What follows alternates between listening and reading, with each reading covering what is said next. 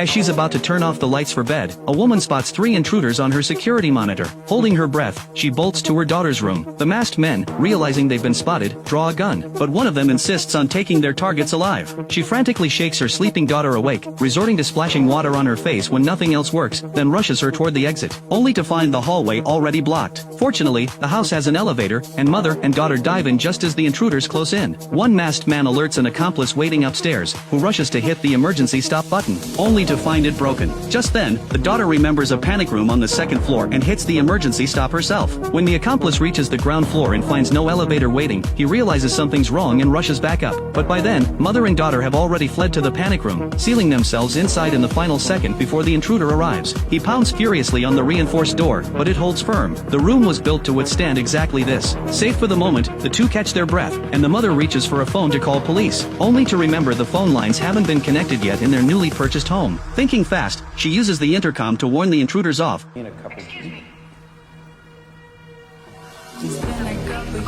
hoping to scare them away. Instead, they reveal they know exactly what they're after. A display board explains they want $20 million the previous homeowner hid inside the panic room before his death. But the mother refuses to trust strangers. Opening the door means inviting danger in.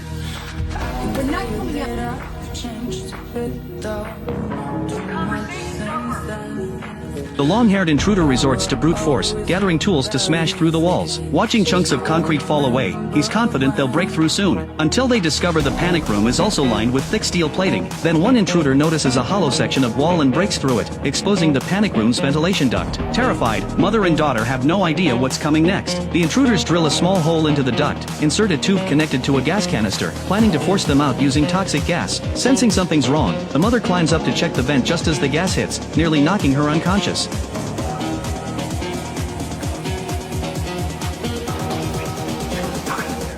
Gonna die, man. Will you please have the balls to follow me?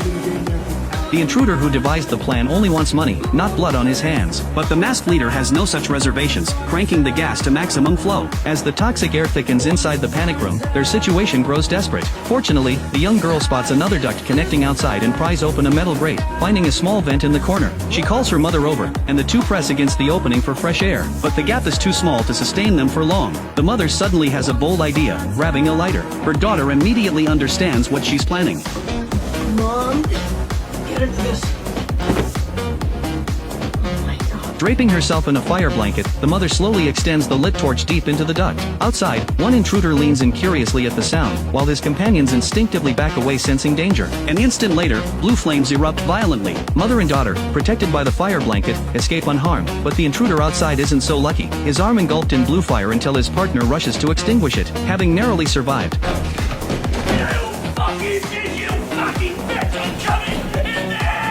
The mother realizes their safe room isn't quite as safe as they thought. Racking her brain for a way to call for help, her daughter beats her to it. Noticing the vent opens directly across from a neighbor's bedroom window. Recognizing a potential lifeline, she grabs a flashlight and flashes it repeatedly through the vent to catch the neighbor's attention. Sure enough, the rapid flashing catches a neighbor's eye. But just as rescue seems within reach, an annoyed occupant simply pulls the curtain shut, having assumed the light was merely disrupting his sleep. Watching this unfold, mother and daughter feel their last hope crumble. Starving inside means certain death, while fighting their way out at least offers a chance. Just then, the mother spots an opportunity on the monitors. The intruders, arguing over how to split the money, have all gathered downstairs. She decides to sneak out and find a phone to call for help, leaving her daughter to guard the door while she slips out to search the bedroom. After searching, she finally finds a phone knocked under the bed. But reaching for it, she accidentally knocks over a lamp.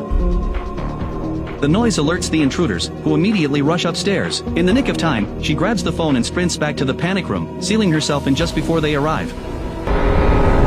Panicked that she may have already called police, the intruders consider abandoning the $20 million altogether. But the calm one reassures them, as an employee of the company that built this very panic room, he knows for certain there's no signal inside. Sure enough, the mother tries every corner, even holding the phone up to the vent, with no luck. Just as she's about to give up, she notices the room's landline phone and remembers there's still a physical phone line running outside. If she can splice it back together, she might still be able to make a call. Following the wiring from the landline, she pries open a metal panel in the corner and finds the phone cable, but it's just out of reach. The noise from her efforts, though, carries through the wall to the calm intruder outside, who glances at the phone's packaging and suddenly puts two and two together. Rushing to check a nearby outlet, he finds the phone cable still connected and briefly relaxes, unaware the mother is actively trying to splice it herself.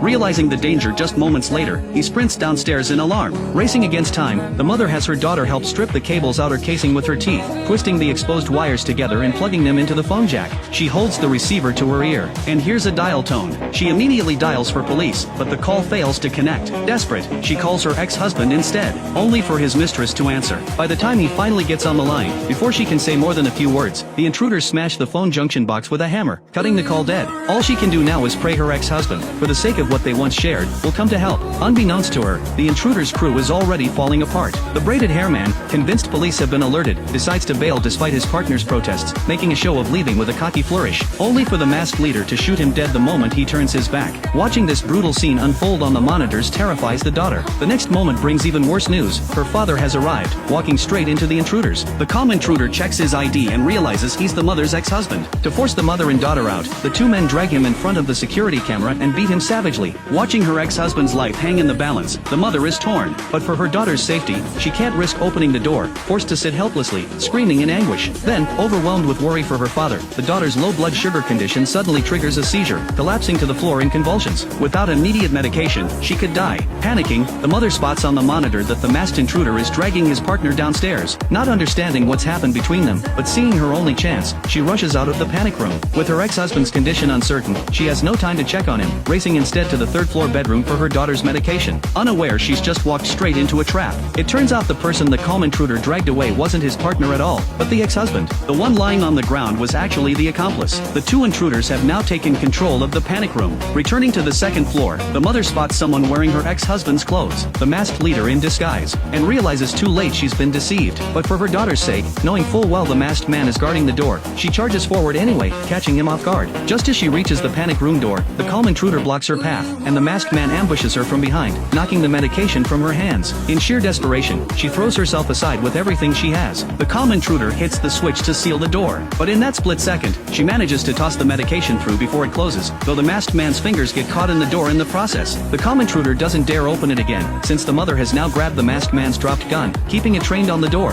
Anyone who comes through will surely die. But knowing her daughter's condition won't hold much longer, she begs the intruders to administer the medication themselves. The calm one tells her to set the gun down and wait quietly downstairs, promising he'll handle it. She complies, and he opens the door, freeing the masked man's mangled fingers, and threatens that if she calls police, he'll kill the girl without hesitation. Fortunately, the calm intruder genuinely just wants the money, not bloodshed, and kindly administers the medication to the daughter himself. Relieved to learn her daughter is safe, the mother breathes easier, until police, responding to her ex-husband's earlier call, suddenly show up at the door. Watching this unfold on the monitors, the intruders panic. But for her daughter's safety, the mother throws on pajamas, feigns having just woken up, and tells the officer she and her husband are simply going through a messy divorce, and the earlier call was just drunken nonsense. She successfully sends them away, saving her daughter's life. She then slips the gun to her ex-husband, taping it in place and propping his injured leg with a lamp, before hiding behind a door herself. Meanwhile, the calm intruder finally cracks open the previous homeowner's massive safe using his tools, only to find it empty. The masked man assumes their information was wrong, but moments later, the calm one discovers a stack of bank bonds hidden in a hidden compartment, worth a staggering $20 million. With the money secured, they prepare to leave, only to find every light in the house has been sabotaged by the mother. Cautiously descending the stairs in the dark, they're ambushed by the ex-husband, gun drawn, demanding they release the daughter. The masked man refuses to lower his own weapon first, and the standoff drags on, until the mother sneaks up behind the masked man with a hammer, signals her daughter to duck, and swings. The masked man goes down, fate uncertain, while the calm intruder seizes the chaos to smash through a back window and flee with the money. With the danger seemingly over, the mother checks on her daughter, only for the masked man to suddenly rise again. The ex-husband fires several shots, but his injured arm throws off his aim, and the masked man knocks the gun from his hand. Outside, the calm intruder, mid-escape over the wall, hesitates upon hearing the screams. Despite his mangled hand, the masked man proves shockingly strong, overpowering the mother. The daughter rushes to help but is knocked away with a single punch. He raises the sledgehammer for a killing blow, but at the last possible second, the calm intruder, his conscience finally winning out, returns and shoots the masked man dead. Police arrive just after, catching the calm intruder as he tries to scale the back wall to escape. Standing in the pouring rain, hands raised, he bitterly hurls the $10 million bonds into the air in defeat. The film ends here.